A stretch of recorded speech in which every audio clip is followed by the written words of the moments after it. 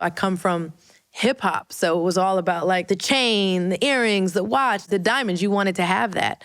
So now looking back, it's just not as important anymore. It's about being rich, not looking rich. Exactly. There you go.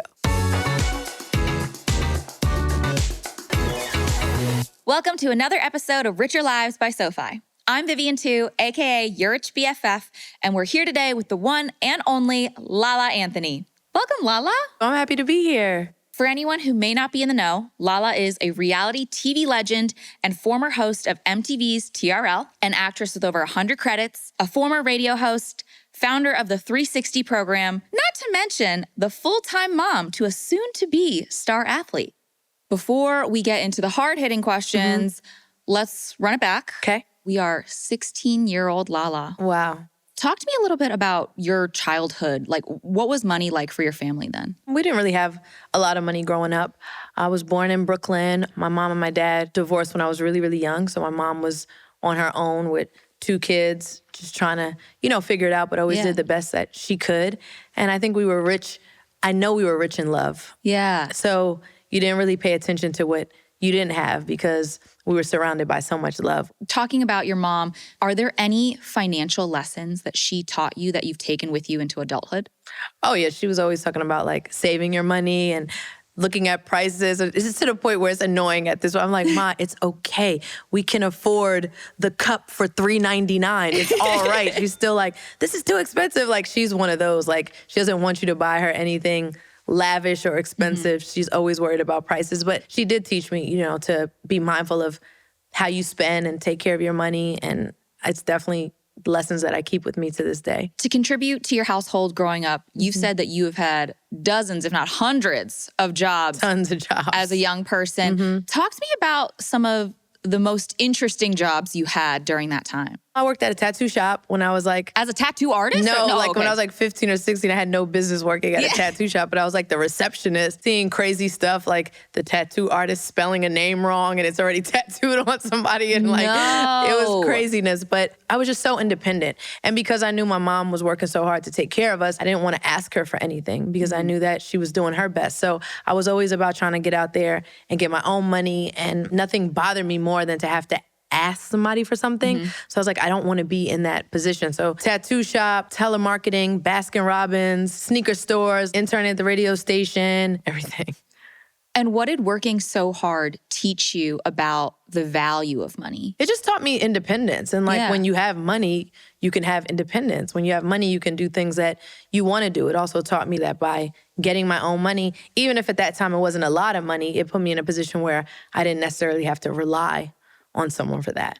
Do you feel like there were any drawbacks to working so many jobs and hustling so hard at such a young age? I think it affects like social life. Like I feel like I was always working. I did enjoy myself, but there were a lot of things that I didn't get to do. Parties or hanging out with friends and stuff like that. I felt like it was always like work, work, work. But I always enjoyed what I did. And, when you talked about 16-year-old Lala, I was interning at a radio station at 16, and then I started my radio career. So it put me in a position to start doing what I loved.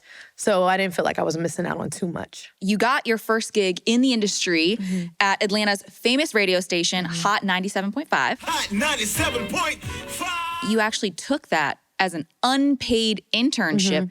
How could you do that? You needed the money. I know. I needed the money, but I had so many other jobs. So I was like, this is actually cool, like being around hip hop and music that I loved. Imagine 16, you're meeting like your favorite rapper, your favorite R&B singer. You're okay with not getting paid for that. I was like, I don't care. I want to be here for free just to be around it. And then ultimately the internship turned into a paid job, which was like the greatest blessing. How do you think you can determine whether an unpaid opportunity is worth it and if it'll pay off in the long run like it did for you? I think it's about what you do with it. Like if it's unpaid, but you're learning a skill, you're learning a trade to then go out and get a job in that field, then it all makes sense. But if you're unpaid and you're like not doing anything that's advancing your skills or what you're trying to learn, then it's not worth it. But I was interning at a radio station and learning everything about radio to ultimately be on the radio. So it made sense for me. And when you started, getting paid to do these radio hosting jobs and you started making some of that real money,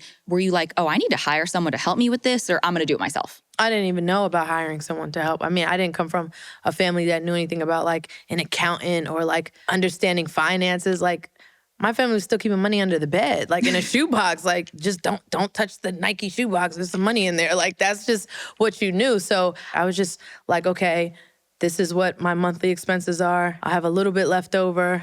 Maybe I'll put that under the bed. Like that's kind of how it was in the beginning. I didn't know anything about like managing money or anything like that.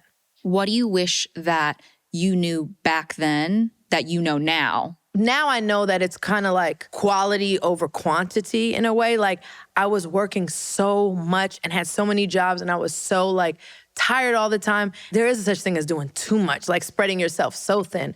And I think I went through a period where I was just being pulled in a million different directions.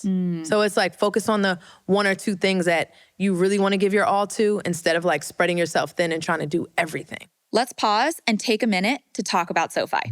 Have you ever been upgraded to first class and suddenly you're enjoying all these perks you didn't even know existed? Well, SoFi Plus is basically like first class for your finances. You unlock $1,000 plus in annual value with benefits across banking, borrowing, investing, and spending that make your money feel upgraded. Like the highest APY on SoFi Bank savings, aka extra legroom for your money to stretch out. Plus, a 1% match on recurring SoFi Invest deposits paid in rewards points. It's like that bonus glass of champagne, but for your portfolio. Plus, unlimited sessions with SoFi Wealth Financial Planners. Because first class always comes with VIP service. And I know what you're thinking. First class ain't cheap, but SoFi Plus is only $10 a month or at no cost with direct deposit because a first class financial experience shouldn't come with a first class price tag. Upgrade to SoFi Plus today at SoFi.com/plus. Your time on MTV made you a household name. I cannot tell you how many times I was running home off of the bus to watch you. Thank you. Do you look back on that time in your life and feel like you were fairly compensated for your hard work? When you take those kind of jobs, it's not just about the money, it's about the exposure. Like you said, that's when I became a household name. I remember the first time walking through the airport and someone saying, "Is that Lala from MTV? Oh my God, I want to take a picture with her." And I was like, this can't be really happening. Like they want to take a picture with me. It was like, and I remember that moment so distinctly. So it's not always just about the money. It's about everything that comes with it. Just being on TV every single day. We were hosting TRL every single day, thousands of kids in Times Square. I mean, you can't even attempt to recreate those moments that we had. So I'm very grateful for MTV. It did so much for my life and my career.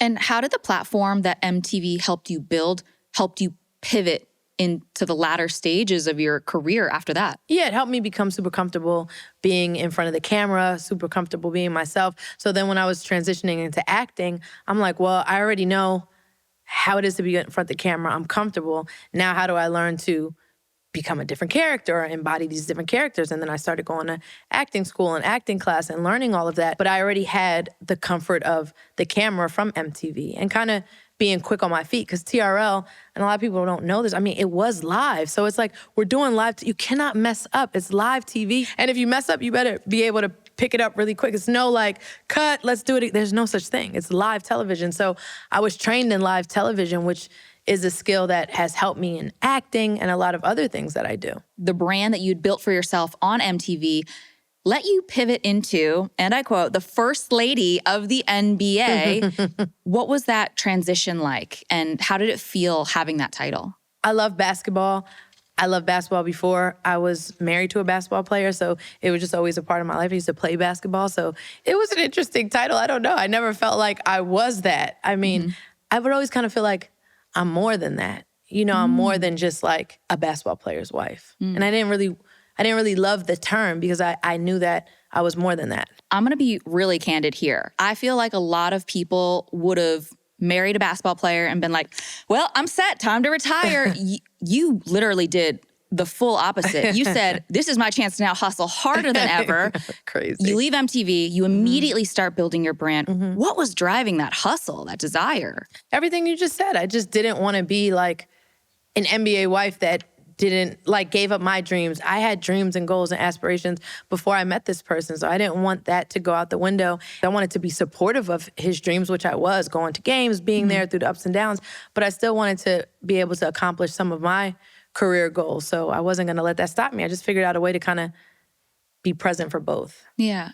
And during that time, you're building out a bunch of different lines of business, have income streams everywhere. Was there any one thing that was your real cash cow that you were like, this is the thing? When I got on Power, being a series regular on a hit TV show, that was like, okay, I know that every episode I'm getting this. I know that at the end of the season that equals this. So that was like sure shot money. And Power, we did 6 seasons. So that was a long time. Like a lot of shows don't even go close to 6 seasons. So TV for sure has been really good to me. And also a lot of my brand deals have been really good, representing my own brand, different brands, doing different activations and things like that have been really good for me. During your time as an actress, how did you navigate trying to go after bigger roles, but also navigating those paychecks as your brand grew? That was always kind of tough for me because I used to be like, I don't want to ask for too much money and lose the job. The fact that they want to work with me is so cool. I don't want to mess this up. And my manager, my agent, like, you have to negotiate. We got to go back and tell them no, we want more. It took a while for me to be more comfortable in that. And that's just understanding your value and what you bring to the table and knowing that you're worth it. And you're worth whatever it is you're negotiating for. And that comes with more confidence that I think for me happened, over time. What do you think are some things that help to build that confidence? Time, just time and the work. At first when I transitioned into acting, I was told for so long I couldn't do it. You're an MTV host, you'll never be an actor, you can never do this, stick to what you're doing. I didn't have that level of confidence in the beginning, but then my agent told me recently, he's like, you've done over 100 episodes of television. And I was like, I never thought of it that way. The more you do, the more confident you become in it. And the more I'm like, no, I bring a lot to the table. I've been on hit shows with incredible following. I bring a lot to the table. Yeah. And you've mentioned over the years how your work ethic has changed and how you used to want to be go, a mile a minute. But over time, that's actually drained you. How has that changed? I mean, I still go a lot. And I still have anxiety when I'm not on go. When I slow down, I'm like, am I ever going to get another job? Are people not talking about me? Am I not relevant anymore? You have all these thoughts, but I've learned that it all comes in waves, and I've learned to embrace every wave. When the work is crazy, embrace it. When it slows down, I'm on 2 shows right now that aren't filming right now, so I haven't been on set in a couple months, but I'm like, embrace it because it's going to come back. It's going to happen again. Was there a tipping point in your career where you knew you had to slow down? Probably when I had my son. I want to always be present for his moments. I never want to be that mom that's like, oh, my mom was working, so she didn't come to this.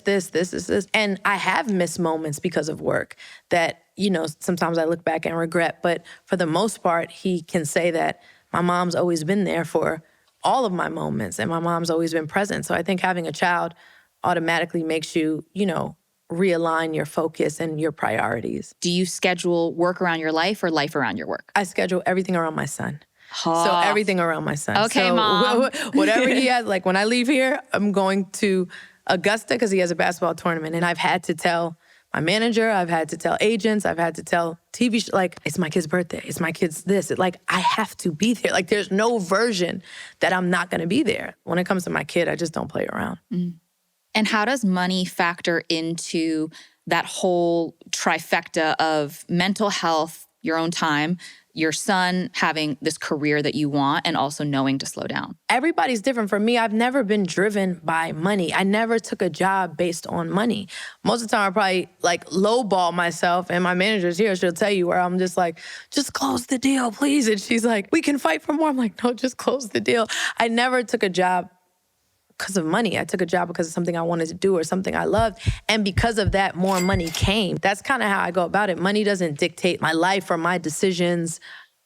I just want to do things that excite me and make me happy, be a great mom, live life. So I don't let money drive my decisions like that. And people say, oh, it's because you have, even when I didn't have money, it was never like that. I was interning for free. It was never like that. It's I always followed what I loved and what I wanted to do, even if there wasn't like a paycheck involved. How do you have that mentality when you don't grow up with much? Like, I would imagine that you'd always want to be chasing the money. You always know how to figure it out when you didn't have. Like, I knew I was going to be all right. I always figured it out somehow.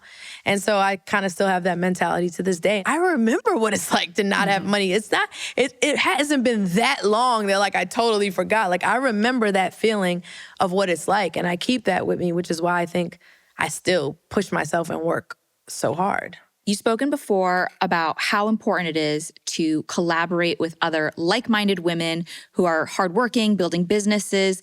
How did you build that network? I don't know, actually. Like, I just think great energy finds great energy. It wasn't like I sought out the friends that I have, like, oh, she's going to be my friend. It's like good energy just attracts. So I've been blessed to have a great group of girlfriends that, are successful and do amazing things and in different aspects of their life, and we can collaborate and ask each other advice and cheer each other on with each other's accomplishments. Like, it's a great feeling to have, a friendship circle like that. One of those friends in particular is Kim Kardashian, and you guys actually have a show coming out together called The Group Chat. Can you tell me about that? So we sold a show to Hulu called The Group Chat. It's a scripted series, but it's based on our group chat and everything we talk about, which is going to be really fun because the group chat goes pretty crazy.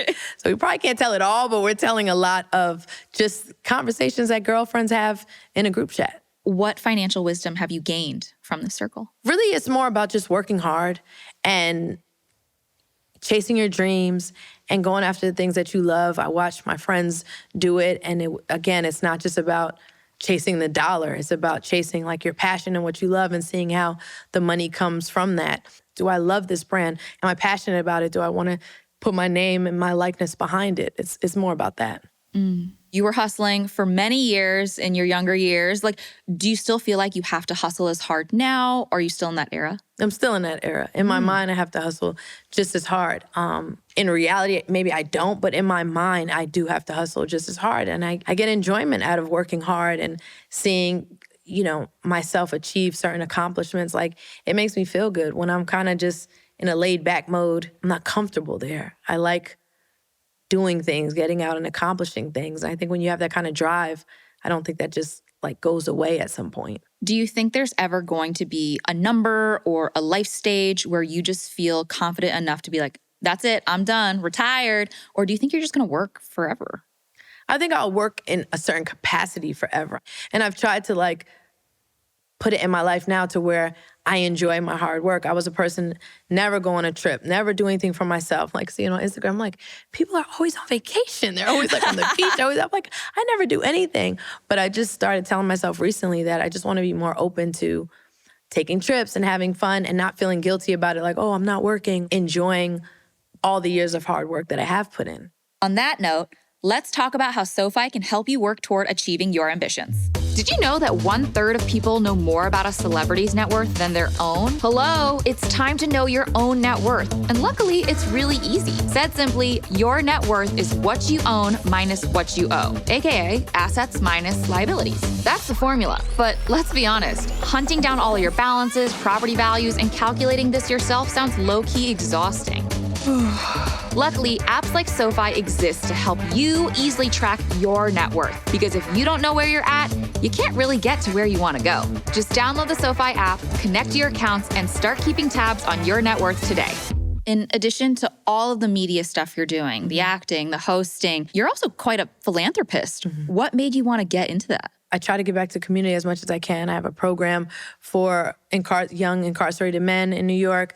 And when they come out, we help them with jobs and we help them like change their lives. And it's just so fulfilling to be able to do that for somebody or to look at somebody's life and say, I had a small part of changing their mentality and them becoming successful. To me, there's no greater feeling. So I just love doing that. What made you want to specifically focus on young men and combating recidivism? I mean, save the pandas, save, water, clean water, helping kids read. There's so many options. Like, what made you so passionate about that? For me, it's how I grew up, where I came from, seeing young Black and brown men being incarcerated, having no support, having a son now and seeing how easily he could get caught up in something and be in a similar situation and just wanting to help. So with the young men in 360, they're 18 to 21, I look at them how I would talk to my own child, my own son.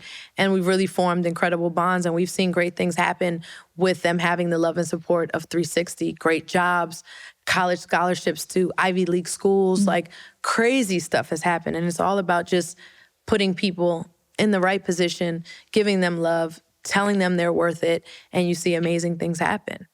How have you taught your mentees about finances as well? Because one of the biggest things that people struggle with after they're formally incarcerated is the fact that they can't find work afterwards and can't make money. I mean, that's always hard. And that's a challenge for me, even being who I am and the access and the resources I have. Sometimes it's really hard to get them jobs because people don't want to take a chance on formerly incarcerated individuals, like you said, or they'll talk a good game, but when it comes down to it, it's like, oh, I don't want them working for me. But I mean, I never let a no stop me. I just keep going to the next person. Somebody's going to say yes. Somebody's going to say yes. I'm going to keep calling. Somebody's going to say yes. So it's about persistence, perseverance, and that's something that I teach all of them. Eventually, the no's become a yes. And I've dealt with it my whole career. Acting, no, she can never do this. No. And then they started becoming yeses. Like, it will happen, but it's about, being persistent and not giving up. Okay, so I want to talk about your favorite thing, your son. Okay. Can we get a little bit into co-parenting, what it was like raising your son, especially in an environment that was very different from the one that you were raised in? As parents, it was always about making sure that he understood the value of things. We never overindulged him in anything. And seeing him now as a teenager, and he's an incredible, I mean, every parent says their kid is incredible. I mean, my kid is incredible. But he doesn't want a lot of things. He cares about giving back. He cares about helping people. If I buy him something, he's like, Mom, why'd you buy this hoodie? It costs this much money. Like, that's too much for something. Like, he's so conscious of these things, but that's because growing up, we didn't just give him everything. I just want him to really understand the value of hard work and appreciating things. And I think he definitely is. You've also mentioned and spoken about how things changed after your divorce financially. What were some of the changes you experienced? You're on your own at that point. Like, before, I was always financially independent, but in the back of my mind, I knew, well, if anything happens, at least I have this person to help me or bail me out or whatever it is. But of course, you realize it's just you, and that just puts a different responsibility, sometimes a different amount of pressure. I'm the person that everyone in my family calls. I don't have anyone to call. Like, who am I going to call to say, hey, I need this, or can you help me with this bill? Or there's no one I could call. There is pressure there, but I don't mind it. I mean, it comes with all the blessings I've been given in being in this position.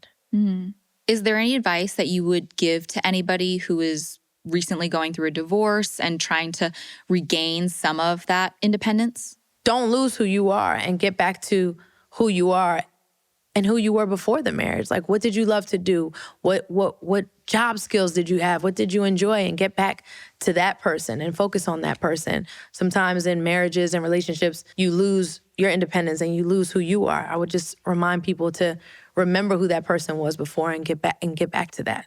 Fortunately, you and your ex are really great co-parents. Thank you. Is this something that you established from jump, or is this something you had to learn? No, you got to learn it. It's a new space. Like I say this all the time, no one gets married thinking they're going to get divorced. That's not how it works. You get married thinking this is the person you're going to be with forever. So then when you're in this new space, it's not like you're like, oh, I know how to do this. Like you're navigating in new waters and you just kind of figure it out. But I'll say it to anyone. Like, my son's dad is the greatest dad I know. And I'm just so blessed that we have a child together and my son gets to experience having two incredible parents and having a dad like he does. Were there any specific financial accounts that maybe you didn't have growing up, or lessons that you wanted to make sure that your son had? Yeah, I didn't have any financial lessons growing up. Nobody knew anything. Nobody knew anything about that type of stuff. You only had a little. My mom probably only had a little bit of money left over from every check anyway, and said once every couple months we go to Red Lobster, and that was a big deal. So for me, with my son now, I definitely tell him how important it is to pay attention to the money that's coming in, to look at your accounts, to not just rely on someone else to tell you, to ask questions. Don't feel like any question is a dumb question. Ask as many questions as possible to learn. So even as a teenager now, he's way more involved in his own finances and understanding than I didn't even know anything about that at that age. Your son, Kyan, is really coming into his own when it comes to success as an athlete. I mean, he has a $1 million NIL valuation. What lessons have you taught him about money and building a brand?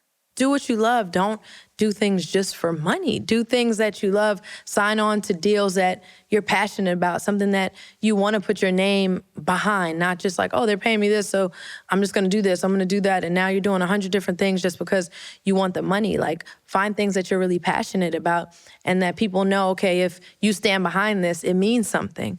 Because that's all you have is like your word and your reputation. So just teaching him that, like, it's not just about constantly chasing the check. It's about going after the right opportunities. What's one thing that you would tell your son not to do when negotiating deals? Know your value and know your worth.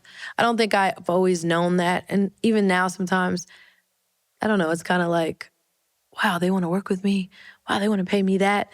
Like, go in with confidence and know, like, your value and your worth. More money comes when people know you know your value and your worth. And also when you're able to walk away from something like, nah, I'm cool. Like, then it's like, no, we got you. Like, don't be afraid to walk away from something if it doesn't feel right. If you are able to walk away, you're the person with the power. Exactly. And it always comes back in another way. Was there a money mistake that you made that you wanted to make sure Kyan didn't make? Yeah, because since I never had it, when I got it, I got caught up in that kind of like buying stuff, had like a chain and all. Like, it's like you felt like you had to make sure people knew that you had it. And that's not always great. So looking back, I probably spent more money than I needed to trying to look like I had money instead of like saving and like being okay with maybe not being so flashy about it. But that was kind of more in the beginning years. Also, I come from hip hop. So it was all about like the chain, the earrings, the watch, the diamonds. You wanted to have that. So now looking back, it's just not as important anymore. Lala. Yes. Do you feel rich? I feel rich in love. I feel rich as a mom. Financially, I don't think of it, I don't think of myself as rich. I always think there's more to do, and I never want to get to a place where I'm like, oh, I'm just totally good. But I've been blessed in so many other ways. So I think I live a very rich life because of all the beautiful things that I have, which is my family, my son, my friends, just, I sleep in a beautiful house every night. I wake up feeling comfortable. Like, I'm rich in those things. It's about being rich, not looking rich. Exactly. There you go. All right, Lala, I'm grabbing your number after this. Okay. I want to be added to this group chat. I feel like there's so much wisdom there. There's a lot. And thank you for sharing some nuggets with us today. Thank you. I can't wait to watch the group chat on TV. Thank you. I love talking to you. Thank you. That's all we have for today's episode. Let us know your favorite thing you learned from Lala in the comments. Make sure to hit those like and subscribe buttons and follow SoFi on Instagram and TikTok for more from Richer Lives. See you next time. Hey, Mark. What does a richer life mean to you? Maybe finding a man. Maybe that'll be a richer life. But for now, it's good.